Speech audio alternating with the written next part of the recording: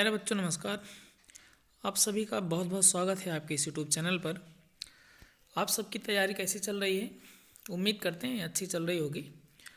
और आज हम आप लोगों की बोर्ड परीक्षा को देखते हुए कक्षा 12 के फिजिक्स के कुछ महत्वपूर्ण प्रश्नों की श्रृंखला आप सभी के सम्मुख प्रस्तुत करने चल रहे हैं। आप सभी इस जो भी प्रश्न यहाँ पे आपको दिए जा रहे हैं, इन सभी प्रश्न को आप सभी लोग अच्छे ढंग से तैयार कर लेंगे तो आपकी जो बोर्ड परीक्षा होने वाली है उसमें आप बेहतर प्रदर्शन कर सकेंगे। ये मैं आपसे कमिटमेंट करता हूँ, ठीक है ना। तो कम से कम इतने प्रश्नों को आप लोगों को पढ़ लेना है। तो लिखने वाले जो भी प्रश्न आपके आएंगे वो सभी के सभी इसी में से मिल जाएंगे। और जो भी आंकिक प्रश्न आपको मिलेंगे उनको हम अभी किसी नेक्स्ट वीडियो में बहुत ही जल्द लेकर के हाजिर होंगे, कुछ महत्वपूर्ण प्रश्नों की श्रृंखला, ठीक है ना। तो यदि आप लोग जो है इस पीडीएफ को डाउनलोड करना चाहते हैं तो इस वीडियो के नीचे डिस्क्रिप्शन में मैंने इसका लिंक दिया हुआ है, वहाँ से आप लोग डाउनलोड कर सकते हैं। इसके लिए आपको कोई भी चार्ज नहीं देना है, ठीक है। ये सभी फ्री ऑफ कॉस्ट है। तो आप सभी लोग जो है इसको हमारे साथ पूरा रिवीजन करेंगे। जो भी प्रश्नों की श्रृंखला हम आपको सम्मुख प्रस्तुत करने चल रहे हैं, ये सभी हमारे साथ साथ आप लोग जो है रिवीजन करते चलिएगा। कोई भी समस्या अगर आपको आती है तो कमेंट बॉक्स में ज़रूर बताइएगा, ठीक है। और इस सीट को हमने दो भागों में डिवाइड किया हुआ है। एक है वैद्युत और चुंबकीय जो भी यूनिट्स हैं उनको एक साथ लिया हुआ है, उनकी 30 प्रश्नों की श्रृंखला है। और उसके बाद जो है प्रकाश की जो यूनिट है उसके भी 30 प्रश्न हमने लिए हुए हैं। पूरा मिलाकर के 60 प्रश्न हैं इसमें। इन 60 प्रश्नों को आपको तैयार कर लेना है तो बोर्ड परीक्षा में कोई भी लिखने वाले प्रश्न आपसे मिस नहीं होंगे, ये मेरा आपसे वादा है, ठीक है। आइए चलिए देखते हैं। सबसे पहला प्रश्न है आपका कि परावैद्युत पदार्थ क्या है और इसके उपयोग बताइए, ठीक है ना। परावैद्युत पदार्थ आप लोग जानते हैं, किन्हीं भी दो युक्तियों के बीच में या दो प्लेटें हों, कुछ भी हों, उनके बीच में अगर इसको रख दिया जाता है तो ये वैद्युत क्षेत्र की तीव्रता को बढ़ा देते हैं, यानी कि परिवर्तित कर देते हैं, ठीक है। इस प्रकार के जो पदार्थ होते हैं उनको परावैद्युत पदार्थ कहते हैं। और इनका उपयोग भी लिखना है, हमने लेक्चर्स में बताया हुआ है, वहाँ से आप लोग देख सकते हैं। कोई समस्या हो तो जो भी वीडियो लेक्चर्स आपको अपलोड किए गए हैं वहाँ से आप लोग देखेंगे तो ये सारी चीज़ें क्लियर होती चलेंगी। आगे कूलाम का नियम आपसे पूछ रहा है। कूलाम का नियम तो सबको पता होना चाहिए। यहाँ पे आप लोगों को बताया गया था दो बिंदु आवेश होते हैं, ठीक है, एक दूसरे से 8 दूरी पर अगर स्थित होते हैं। इन आवेशों को हमने Q1 और Q2 लिया था। नियम में आप लोगों को बताया गया था कि लगने वाला जो बल होता है, किन्हीं दो बिंदु आवेशों के मध्य लगने वाला बल उन आवेशों के गुणनफल के अनुक्रमानुपाती तथा उनके बीच की दूरी के वर्ग के व्युत्क्रमानुपाती होता है। कहने का मतलब F अनुक्रमानुपाती Q1 Q2 और F अनुक्रमानुपाती 1/r²। पूरा मिला करके यहाँ से बना था F अनुक्रमानुपाती Q1 Q2 बटे में r², ठीक है ना। यहाँ से आप लोग सिंपल किए होंगे, सरल किए होंगे, तो ये वीडियो लेक्चर्स आपको इस चैनल पर मिल जाएंगे, वहाँ पे आप लोग जाकर के क्लियर कर सकते हैं। सारा निगमन आपको बताया गया है, केवल रिवीजन किया जा रहा है, इसलिए आप लोग इसको जो है अच्छे से थोड़ा सा देख लीजिएगा। ये मान के चल रहे हैं कि आप सभी लोग इसको तैयार कर चुके हैं, केवल हमारे साथ रिवाइज करना बाकी है, ठीक है। तो ये फाइनली यहाँ से आता था F = 1/4πε0 K × Q1 Q2 बटे r², ठीक है ना। उसके बाद आपसे कह रहा है कि ε0 का मान ज्ञात कीजिए। बहुत महत्वपूर्ण प्रश्न है। ε0 का जो मान होता है इसका भी निगमन हमने आप लोगों को वीडियो के माध्यम से बताया हुआ है, ठीक है ना। इसका निगमन भी आप लोगों को बताया गया है। ε0 आपको मिला होगा 8.85 × 10⁻⁻12, ठीक है ना। और इसका जो मात्रक था वो था कूलाम² बटे न्यूटन मीटर², ठीक है ना। कूलाम² बटे न्यूटन मीटर², आप लोग समझ रहे होंगे। उसके बाद आपका जो अगला प्रश्न है वो आपसे कह रहा है कि वैद्युत बल रेखाएं क्या हैं। वैद्युत बल रेखाएं जानते होंगे, जिस पर कोई भी आवेश गति करता है उन्हीं को वैद्युत बल रेखाएं कहते हैं। इनके गुण में आप लोगों को बताया गया था, ये लचकदार डोरी की तरह होती हैं, ठीक है ना। और एक सिरे से दूसरे सिरे पर जाके समाप्त हो जाती हैं। इस तरीके के गुण आपको बताए गए हैं। उसके बाद आपसे कह रहा है प्रश्न संख्या 4, एक समान रूप से आवेशित वलय के कारण वैद्युत क्षेत्र की तीव्रता का निगमन करना है। ये भी आपको बताया गया है, आप लोग देख लेंगे। ये जो प्रश्न है आपको हमने बार बार आपको हम बता रहे हैं कि ये जो भी क्वेश्चंस हैं सिलेक्टेड हैं, इनको मिस नहीं करना है। कोई भी क्वेश्चन आपको मिस नहीं करना है, तभी आप बोर्ड परीक्षा में अच्छे ढंग से अपना परफॉर्मेंस कर पाएंगे। ठीक है। अगला प्रश्न है, वैद्युत द्विध्रुव के कारण अच्छी स्थिति में वैद्युत क्षेत्र की तीव्रता का व्यंजक लिखिए। ठीक है ना। तो सबसे पहले आप लोगों को वैद्युत द्विध्रुव पता होना चाहिए। वैद्युत द्विध्रुव जानते हैं, वैद्युत द्विध्रुव एक ऐसी युक्ति है जिनमें दो समान किंतु विपरीत आवेश एक दूसरे से कुछ दूरी पर स्थित होते हैं, यानी कि 2l दूरी पर स्थित होते थे वहाँ पे। ठीक है ना। और इसके कारण जो है हमें क्या निकालना है, इसकी अच्छी स्थिति में वैद्युत क्षेत्र की तीव्रता का व्यंजक निकालना है। अच्छी स्थिति में वैद्युत क्षेत्र की तीव्रता का व्यंजक आप लोगों को बताया गया होगा, E = 1/4πε0 इंटू 2p/r³। ठीक है। ये निगमन आप लोग जाके वीडियो लेक्चर में पढ़ा हुआ है, वहाँ पे आप लोग देख सकते हैं। उसके बाद आपसे कह रहा है कि गॉस की प्रमेय लिखिए क्या होती है। गॉस की प्रमेय में हमने आप लोगों को बताया था कि किसी भी बंद पृष्ठ से निर्गत संपूर्ण वैद्युत फ्लक्स जो होता है उस पृष्ठ द्वारा परिबद्ध कुल आवेश का कितना गुना होता है, 1/ε0 गुना होता है। या फाइनली यहाँ से आपको मिल जाता था फाई = Q/ε0। ठीक है। ये आपकी थी क्या, गॉस की प्रमेय। उसके बाद आपसे कह रहा है वैद्युत फ्लक्स को परिभाषित कीजिए। वैद्युत फ्लक्स यानी कि फाई की परिभाषा देनी है। ठीक है ना। फाई = होता है E/d। कहने का मतलब ये है वैद्युत क्षेत्र की तीव्रता और क्षेत्रफल सदिश, dA का मतलब होता है क्षेत्रफल सदिश, दोनों का जो अदिश गुणन होता है उसी को हम लोग क्या कहते हैं, उसी को हम लोग कहते हैं वैद्युत फ्लक्स। उसके बाद कह रहा है कि आवेश घनत्व सिग्मा की एक अनंत विस्तार की समतल आवेशित प्लेट के निकट किसी भी बिंदु पर वैद्युत क्षेत्र की तीव्रता का व्यंजक निकालिए। ये भी आपको बताया गया है, आप लोग वहाँ पे जा कर के देख सकते हैं, या आप लोग भी पढ़े होंगे, अपना नोट्स बनाए होंगे, वहाँ से मिला सकते हैं। उसके बाद आपको कह रहा है कि इलेक्ट्रॉन वोल्ट को परिभाषित कीजिए। इलेक्ट्रॉन वोल्ट जानते हैं, एक इलेक्ट्रॉन वोल्ट बराबर होता है 1.6 × 10⁻⁻19 जूल। इलेक्ट्रॉन वोल्ट जो होता है वो ऊर्जा का मात्रक है। ठीक है ना। तो इस तरीके से आप लोगों को बताया गया होगा। और उसके बाद आपसे कह रहा है कि क्वेश्चन नंबर 10, वैद्युत द्विध्रुव की अच्छी स्थिति में किसी बिंदु पर वैद्युत विभव का सूत्र स्थापित कीजिए। अच्छी स्थिति है और आपको यहाँ पे वैद्युत क्षेत्र नहीं बल्कि वैद्युत विभव निकालना है। तो वैद्युत विभव के लिए आपको बताया गया था V = होता है 1/4πε0 इंटू p/r²।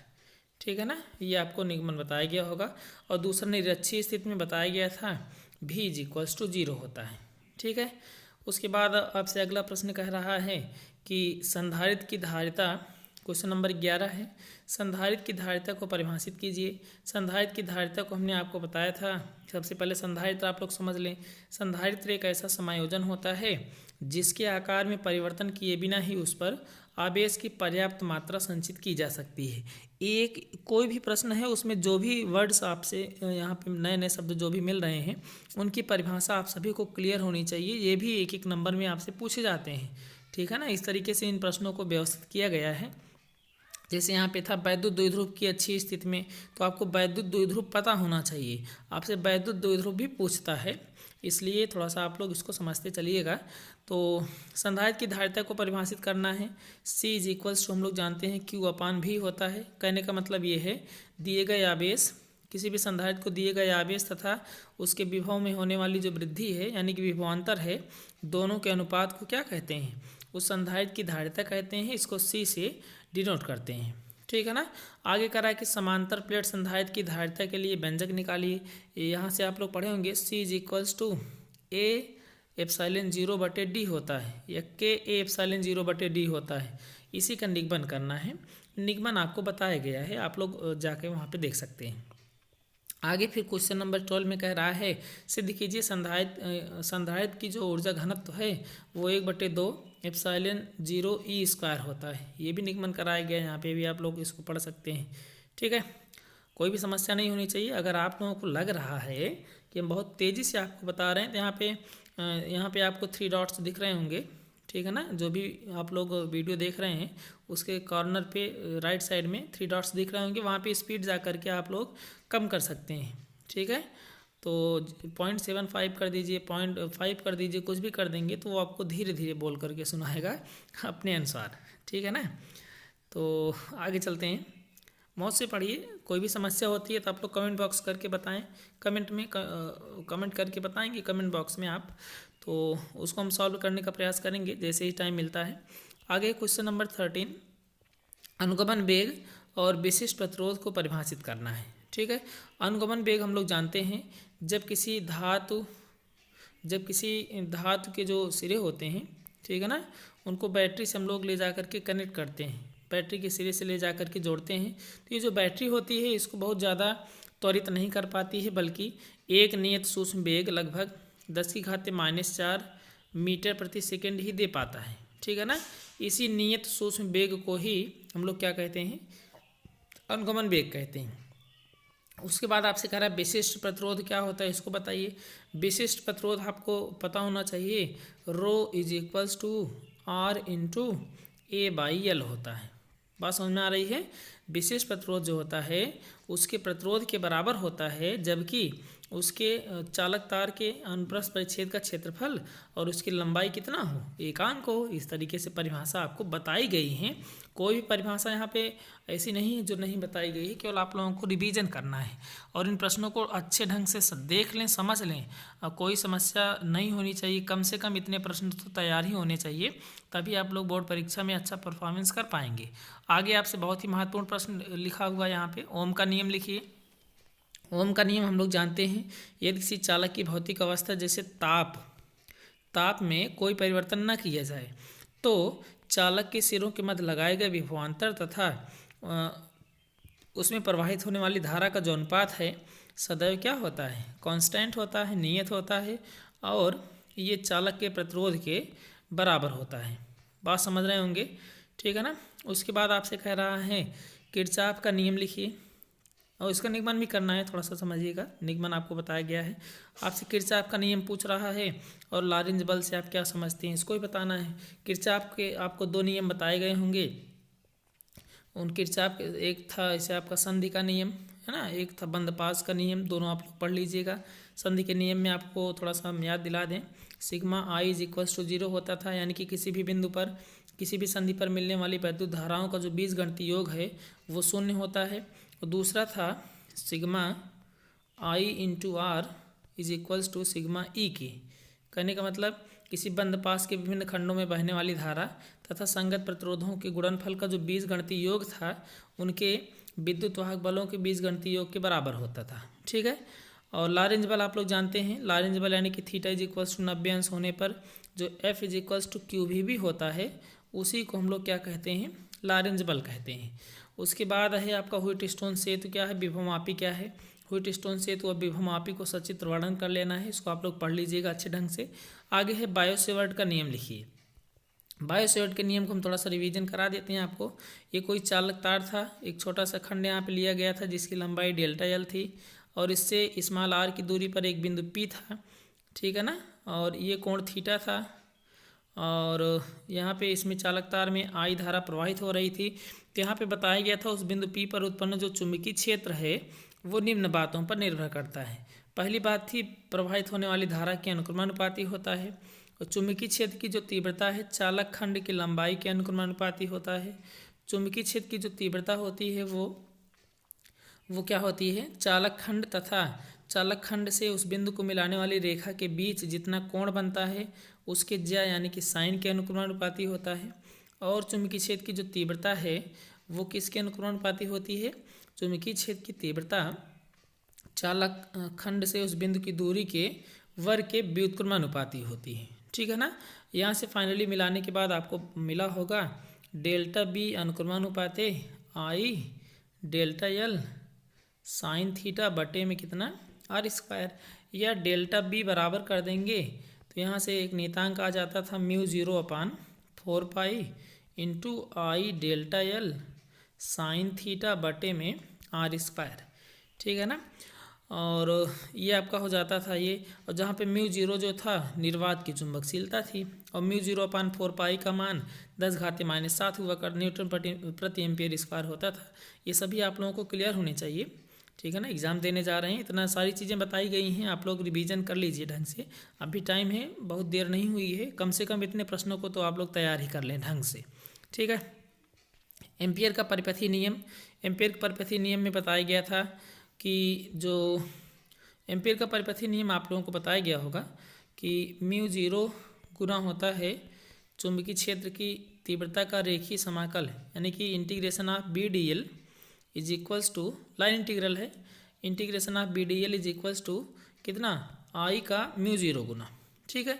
मतलब किसी भी चुंबकीय क्षेत्र की तीव्रता का रेखीय समाकल, उसमें प्रवाहित धारा का म्यू जीरो गुना होता है। ये सारी चीज़ें आप लोगों को क्लियर होनी चाहिए।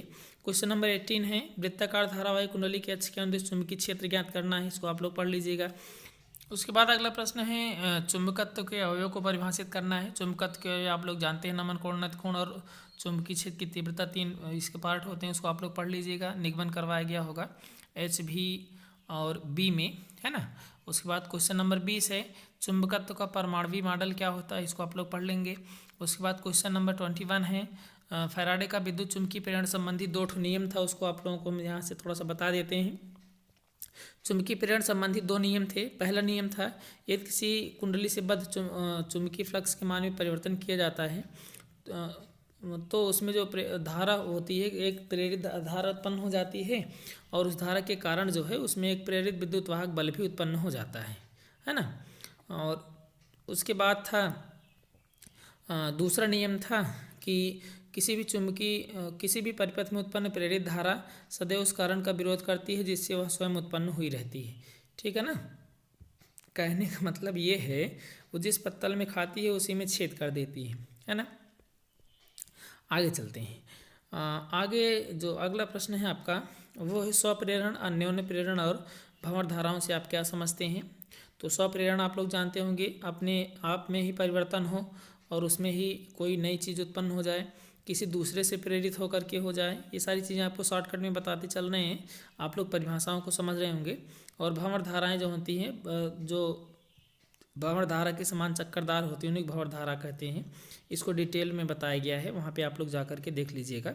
धातु का टुकड़ा उकड़ा रख के बताया गया था, लंबी परिभाषा है। उसके बाद है क्वेश्चन नंबर 23 है, वाटहीन धारा है ना, और वैद्युत अनुनाद है। इन सभी को आप लोग देख लीजिएगा। मैक्सवेल का विद्युत चुम्बकीय प्रेरण का सिद्धांत भी है। अगला प्रश्न है, 2 समांतर धारावाही रुजुरेखी चालक तारों के बीच लगने वाला बल, ये भी आप लोग देख सकते हैं। अगर चाहें तो थोड़ा सा सूत्र हम आपको बता दे रहे हैं। F/L इज इक्वल्स टू होता था म्यू जीरो अपान 4 पाई इंटू I1 I2 और अपान में R स्क्वायर, है ना। ये था, इसको आप लोग निगमन करवाया गया है, वहाँ पे आप लोग जाके देख लीजिएगा, वीडियो लेक्चर्स में पढ़े हुए हैं। कम टाइम में ज़्यादा चीज़ें बताने का प्रयास किया जा रहा है, इसलिए थोड़ा सा जल्दी हम आपको बता रहे हैं। चौक कुंडली के कार्य का सिद्धांत बताना है और शक्ति गुणांक भी आपको बताना है। ट्रांसफार्मर क्या है, इसको जानते हैं आप लोग, ये विभव को परिवर्तित करता है, साथ ही साथ धारा को भी परिवर्तित करता है। 2 प्रकार का ट्रांसफार्मर होता है, एक होता है अपचाई ट्रांसफार्मर, है ना, और दूसरा होता है उच्चाई ट्रांसफार्मर, ठीक है। इसको आप लोग देख लीजिएगा। उसके बाद कह रहा है वृत्ताकार धारावाही कुंडली के केंद्र पर चुंबकीय क्षेत्र बताना है ना। चुंबकीय क्षेत्र बी का मान आपको बताना है, जो कि होता है म्यू जीरो Ni अपान 2a, है ना, या म्यू जीरो I अपान 2 ये होता है। फेरों संख्या n होगी तो Ni हो जाएगा। उसके बाद है विशिष्ट प्रतिरोध तथा प्रतिरोध में संबंध, वही है rho is equals to R into A/L का निगमन करना है ना। आगे फिर आपसे कह रहा है कि वैद्युत धारा तथा अनुगमन वेग के बीच संबंध बताना है, यानी कि I is equals to NEA/VD का निगमन करना है। तो इतने जो प्रश्न हमने आपको बताए हैं, हमने आपको बताया 2 पार्ट में डिवाइड है। ये पहला पार्ट आपका है, जो कि प्रश्न संख्या 30 तक आपको बताया गया है, और प्रश्न संख्या 30 तक के जो भी प्रश्न हैं ये केवल वैद्युत और चुंबकीय क्षेत्र से रिलेटेड है, ठीक है ना। इनमें से कम जो भी प्रश्न आपको बताए गए हैं, कम से कम इतने प्रश्न आप लोग ज़रूर तैयार कर लीजिएगा। ये आपकी बोर्ड परीक्षा के लिए बहुत ही महत्वपूर्ण प्रश्न है। अब आगे आते हैं दूसरे भाग पर, दूसरे पार्ट पर। और दूसरे पार्ट में हमने आपको बताया था प्रकाश को हमने केवल रखा है, तो इस प्रकाश को देखिएगा थोड़ा सा ध्यान से। तो पहला प्रश्न यहाँ पे आता है, प्रकाश का अपवर्तन क्या है। प्रकाश का अपवर्तन जानते हैं आप लोग। प्रकाश का अपवर्तन क्या होता है, ये कोई अवतल पृष्ठ होता है, ठीक है ना, सॉरी, एक कोई अपवर्तन पृष्ठ होता है, अपवर्तक पृष्ठ इसको कहते हैं। ये अभिलंब होता है, यहाँ पे प्रकाश की किरण आती है इस तरीके से, इसको जैसे जाना रहेगा वैसे ना जा करके अपने प्रारंभिक मार्ग से विचलित होकर चली जाएगी, ठीक है ना। अपने प्रारंभिक मार्ग से विचलित होने के पश्चात जो प्रकाश की किरणें इस तरीके से जाती हैं, इनको हम लोग कहते हैं अपवर्तित किरण, ठीक है। और ये जो किरण आती है इसको कहते हैं आपतित किरण। बात समझ रहे होंगे। और ये जो कोण होता है इसको आपतन कोण कहते थे, इसको अपवर्तन कोण कहते थे, इस तरीके से होता था। तो परिभाषा इसमें आपको बताई गई थी, जब कोई प्रकाश की किरण, पहले हम प्रकाश का अपवर्तन बता रहे हैं, उसके बाद इनके नियम भी बताने हैं, थोड़ा सा ध्यान दीजिएगा। जब कोई प्रकाश की किरण एक माध्यम से चलकर दूसरे माध्यम के तल से टकराती है और टकराने के पश्चात अपने मार्ग से विचलित हो जाती है, तो प्रकाश के विचलन की जो घटना है इसको प्रकाश का अपवर्तन कहते हैं। इसके दो नियम होते हैं। पहला नियम होता है आपतित किरण, है ना, आपतित किरण, अपवर्तित किरण तथा आपतन बिंदु पर खींचा गया अभिलंब, तीनों एक ही तल में देख रहे होंगे। आपतित किरण, अपवर्तित किरण और अभिलंब तीनों एक ही जगह पर इस पॉइंट पर हैं, है ना। उसके बाद जो है दूसरा नियम होता है आपतन कोण की जो ज्या होती है, आपतन कोण की ज्या यानी कि साइन आई, और अपवर्तन कोण की ज्या यानी कि साइन आर, दोनों का जो अनुपात होता है वो सदैव क्या होता है, नियत होता है, ठीक है ना, नियत होता है। ये था। उसके बाद आप अगला देखिएगा, परावर्तन का ठीक ऐसे ही नियम है। परावर्तन का नियम था आपतित किरण, ठीक है, परावर्तित किरण तथा अभिलंब तीनों एक ही तल में होते हैं। उसके बाद आपतन कोण जो होता है वो परावर्तन कोण के बराबर होता है, ठीक है। उसके बाद अगला है पूर्णांतरिक परावर्तन तथा क्रांतिक कोण को परिभाषित करना है। पूर्णांतरिक परावर्तन और क्रांतिक कोण आप लोग जानते हैं। सबसे पहले क्रांतिक कोण देख लीजिए, इस तरीके से अपवर्तक पृष्ठ होता है, ठीक है, और इतने कोण पर आपतित कराया जाए कि जो अपवर्तन कोण है उसका मान कितना हो जाए, 90 अंश हो जाए। जब कोई प्रकाश की किरण इस तरीके से आपतित हो कि अपवर्तन कोण का मान 90 अंश हो, तो यही जो आपतन कोण होगा उसी को हम लोग क्या कहेंगे, उसी को हम लोग कहते हैं क्रांतिक कोण, ठीक है। वह विशेष आपतन कोण जिस पर अपवर्तन कोण का मान 90 अंश हो जाता है क्रांतिक कोण कहलाता है, ऐसा हमने आपको बताया हुआ है, ठीक है। ऐसे ही अब क्रांतिक कोण से अगर थोड़ा और ज़्यादा बढ़ा देंगे, क्रांतिक कोण से ज़्यादा अगर आपतन कोण को कर दिया जाता है तो अपवर्तित किरण पुनः उसी माध्यम में वापस लौटने लगती है। तो इस प्रकार की जो परिघटना है इसी को हम लोग क्या कहते हैं, इसी को कहते हैं पूर्णांतरिक परावर्तन। आप लोग समझ रहे होंगे। उसके बाद हम लोग आगे देखते हैं। अगला प्रश्न है प्रश्न संख्या 3, पतले लेंस द्वारा प्रकाश के अपवर्तन का सूत्र लिखना है, यानी कि लेंस मेकर सूत्र आपको बताना है। लेंस मेकर सूत्र आप लोग जानते हैं, 1/f = n-1 और 1/r1 माइनस में 1/r2, ये आपका लेंस मेकर सूत्र होता है। ये आप लोग इसको पढ़ लीजिएगा, ठीक है ना। उसके बाद है प्रश्न संख्या 4, गोलीय अवतल पृष्ठ पर प्रकाश के अपवर्तन का सूत्र स्थापित करना है। अवतल पृष्ठ हो या उत्तल पृष्ठ हो, किसी एक के लिए आप लोग तैयार कर लेंगे।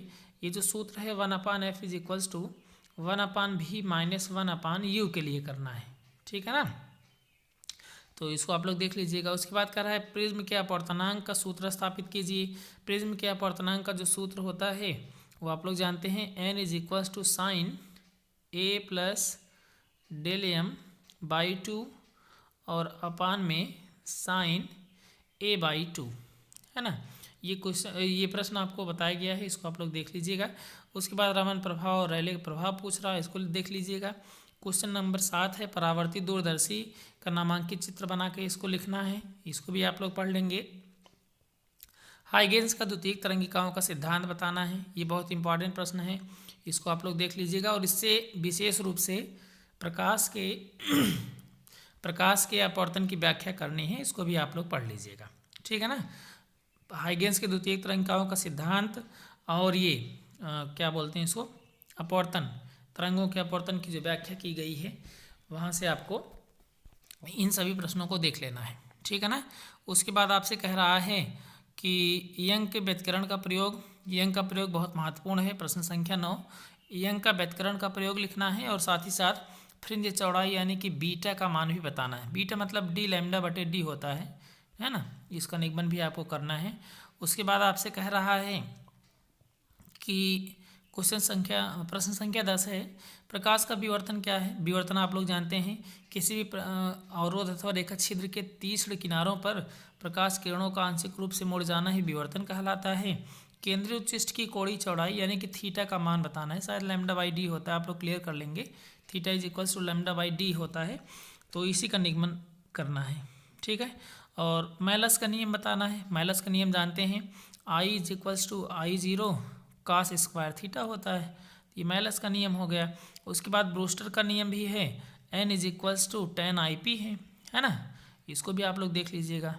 आगे फिर है अगला प्रश्न है, पोलेराइड से आप क्या समझते हैं। बहुत ही महत्वपूर्ण सा प्रश्न है पोलेराइड, जो कि गाड़ियों के शीशे में लगा रहता है पोलेराइड, है ना। तो पोलराइड आप लोग जानते हैं, प्रकाश को समतल ध्रुवित करने की एक विशेष युक्ति होती है और इसका उपयोग लिखना है, हमने जो बता दिया पहले ही, 4 व्हीलर्स में लगते हैं जो भी आगे कांच लगे रहते हैं। आगे फिर आपसे कह रहा है ध्रुवण कोण क्या है। ध्रुवण कोण आप लोगों को बताया गया है, ठीक है ना। और उसके बाद कह रहा सिद्ध कीजिए कि पारदर्शी पृष्ठ पर प्रकाश ध्रुवण कोण पर आपतित होता है तो परावर्तित किरणें और अपवर्तित किरणें परस्पर लंब होती हैं। ये प्रश्न आपको कहीं पे मिलेगा नहीं, हमने आपको निगमन करवाया हुआ है। निगमन में आपको बताया गया था i p plus r is equals to 90 अंश, यही इसका निगमन है ना। जो ये सिद्ध करना है, कह रहा है आपसे सिद्ध कीजिए कि ये होता है, तो ये i p plus r is equals to 90 अंश को आपको सिद्ध करना है, ठीक है ना। यहाँ पे आप लोगों के लिए कोटेशन हमने लिख रखा है बहुत ही अच्छा सा, मेहनत हिम्मत और लगन से ही सपने साकार होते हैं। कहने का मतलब ये है, आप लोग अगर किसी निश्चित डायरेक्शन में अच्छे ढंग से मेहनत करके लगन से कार्य करेंगे तो निश्चित रूप से आपने जो भी सपने देखे हैं उसको आप साकार कर सकेंगे। अगला है क्वेश्चन नंबर 14 है, देहली आवृत्ति। देहली आवृत्ति जानते हैं, वह न्यूनतम आवृत्ति जो किसी भी सतह से प्रकाश की किरणों मतलब उत्सर्जन कराने के लिए आवश्यक होती है, उसी को हम लोग देहली आवृत्ति कहते हैं। ये अधिकतम तरंग दैर्ध्य होती है जो कि आवश्यक होती है। निरोधी विभव से बताया गया। कार्यफलन जानते हैं, वह न्यूनतम ऊर्जा जो किसी भी धातु की सतह से प्रकाश की किरणों का उत्सर्जन करा सकती है, प्रकाश इलेक्ट्रॉनों का उत्सर्जन करा सकती है, उसको हम लोग कार्यफलन कहते हैं, है ना। उसके बाद आपसे कह रहा है प्रकाश वैद्युत उत्सर्जन के नियम, ये 5 नियम आपको बताए गए होंगे, इसको आप लोग देख लीजिएगा। आइंस्टीन का प्रकाश वैद्युत समीकरण लिखना है, ये भी आप लोग पढ़ लेंगे। डी ब्रोगली तरंग दैर्ध्य जानते हैं, डी ब्रोगली तरंग दैर्ध्य मतलब lambda is equals to h अपान पी, इसका निगमन करना है आपको, या p lambda is equals to h by p का निगमन करना है। और उसके बाद आपसे कह रहा है कि हाइड्रोजन परमाणु के लिए बोर की परिकल्पनाएं समझाइए, बोर का नियम बताना है आपको, ठीक है ना। उसके बाद आपसे कह रहा है, केमिस्ट्री में भी आप लोग पढ़ेंगे बोर की परिकल्पना। और उसके बाद आपसे कह रहा है कि क्वेश्चन नंबर 19 है, हाइड्रोजन परमाणु के लिए विभिन्न श्रेणियों लाइमैन बामर पासन ब्रैकेट फुंड, इन सबको समझाना है। ये आपको बताया गया होगा ना, इस तरीके से खींच करके, इस तरीके से ऐसे बताया था हमने। अगर बताया था अगर पहले ऊर्जा स्तर में वापस लौटेगा तो उसको लाइमैन श्रेणी कहेंगे, दूसरे में लौटेगा तो बामर श्रेणी है, तीसरे में लौटेगा तो पासन है, चौथे में लौटेगा तो ब्रैकेट है ना, और अगर पांचवें में लौट रहा है तो फुंड है। ये श्रेणी ये बताई गई थी, उनके लिए विभिन्न सूत्र भी बताए गए थे, इसको आप लोग देख लीजिएगा। क्रांतिक द्रव्यमान और क्रांतिक साइज से आप क्या समझते हैं। क्रांतिक द्रव्यमान जानते हैं जो अभिक्रिया कम से कम अभिक्रिया को प्रारंभ करने के लिए आवश्यक होता है, उसी द्रव्यमान को क्रांतिक द्रव्यमान कहते हैं। क्रांतिक साइज ये भी न्यूनतम आकार होता है जो किसी अभिक्रिया को प्रारंभ करने के लिए आवश्यक होता है। द्रव्यमान क्षति होती है, हमने बताया था जो वास्तविक द्रव्यमान होता है उसके द्रव्यमान से कम होता है, तो द्रव्यमान में यही जो कमी होती है उसको हम लोग द्रव्यमान क्षति कहते हैं। श्रृंखला अभिक्रिया है, श्रृंखला अभिक्रिया आपको बतानी है, ठीक है ना। युग्म उत्पादन और युग्म विनाश था। युग्म उत्पादन मतलब जान रहे हैं, कोई आके न्यूट्रॉन इस तरीके से टकराता था, यहाँ से 2 ठो निकल जाते थे। युग्म उत्पादन है, अगर 2 टकरा करके यहाँ पे 1 ठो बन जाता था तो वो क्या होता था, युग्म विनाश हो जाता था। उसके बाद हमारा जो अगला प्रश्न है वो है एक एएमयू तथा नाभिक की बंधन ऊर्जा क्या है। एक एएमयू में हमने आप लोगों को बताया था, एक एएमयू या एक यू बराबर 931 मिलियन इलेक्ट्रॉन वोल्ट होता है, ठीक है। ऐसे नाभिक की बंधन ऊर्जा आपको पढ़ लेना है। आगे फिर आपसे कह रहा है कि पीएनपी और एनपीएन ट्रांजिस्टर को बताइए। पीएनपी और एनपीएन के लिए हमने आपको बताया हुआ है, अगर 2 पी प्लेटों के बीच एक बारीक एन प्लेट जो है सैंडविच कर दी जाए यानी कि दबा दी जाए तो इसको पीएनपी ट्रांजिस्टर कहेंगे। और अगर 2 एन प्लेटों के बीच एक पतली पी प्लेट जो है, एक पतली सी पी प्लेट को सैंडविच कर दिया जाए यानी कि दबा दिया जाए तो इसको NPN ट्रांजिस्टर कहते हैं। ठीक है। उसके बाद PN संधि डायोड को अर्ध तरंग दृष्टिकारी के रूप में और पूर्ण तरंग दृष्टिकारी के रूप में आपको बताना है। ठीक है, तो आप लोग इसको देख लीजिएगा। अर्ध तरंग दृष्टिकारी और पूर्ण तरंग दृष्टिकारी के लिए निगमन करवाया गया होगा। और उसके बाद आपसे कह रहा है कि मूल लॉजिक गेट जो होते हैं, OR गेट, AND गेट और नॉट गेट, इनको परिभाषित करना है। ठीक है, आगे है प्रकाश के तरंगों का व्यतिकरण क्या है। प्रकाश के तरंगों का व्यतिकरण आपको बताना है और इसके लिए आवश्यक शर्तें क्या होती हैं ये भी बताना है। क्वेश्चन नंबर 28 है एक्स किरणें क्या है। एक्स किरणें जानते हैं आप लोग, और लैम्डा का जो निगमन होता था लैम्डा मिनिमम का, उसको करना है। ठीक है ना। और उसके बाद है रेडियो एक्टिव पदार्थ के लिए अर्ध आयु और क्षय नियतांक में संबंध, वही जो T = 0.693 अपान में के होता है, इसी का निगमन आपको करना है। उसके बाद जेनर डायोड, बहुत ही महत्वपूर्ण सा प्रश्न है, इसको भी आप लोग पढ़ लीजिएगा। ठीक है ना। और इन सभी प्रश्नों को कम से कम आप लोग तैयार रखेंगे। कोई भी समस्या अगर आपको होती है तो कमेंट बॉक्स में कमेंट करके आप लोग ज़रूर बताएंगे। ठीक है ना। तो अगर वीडियो पसंद आया हो तो लाइक कर दें और अपने अन्य मित्रों के साथ इसको शेयर भी कर दें, जिससे वीडियो बनाने का उद्देश्य पूरा हो सके। ठीक है ना। विषम परिस्थितियों में ये वीडियो आपको बना के दिया जा रहा है केवल आपकी बोर्ड परीक्षा को ध्यान में रखते हुए, इसलिए आप सभी लोग जो है इस वीडियो को ज़्यादा से ज़्यादा लाइक करेंगे और साथ ही साथ इसको शेयर भी करेंगे। ठीक है ना। और इस वीडियो को आप लोग अपने मित्रों के साथ भी शेयर कर लेंगे ना, जिससे वो ज़्यादा से ज़्यादा लोग जो है इससे लाभान्वित हो सकें। और आपकी परीक्षा के लिए बहुत बहुत शुभकामनाएं। और अगर आपको कोई भी समस्या होती है तो आप लोग कमेंट बॉक्स में हमें ज़रूर बताएंगे, हम उसको सॉल्व करने का प्रयास करेंगे। ठीक है ना। वीडियो को पूरा देखने के लिए बहुत बहुत धन्यवाद। Thanks for watching, bye bye.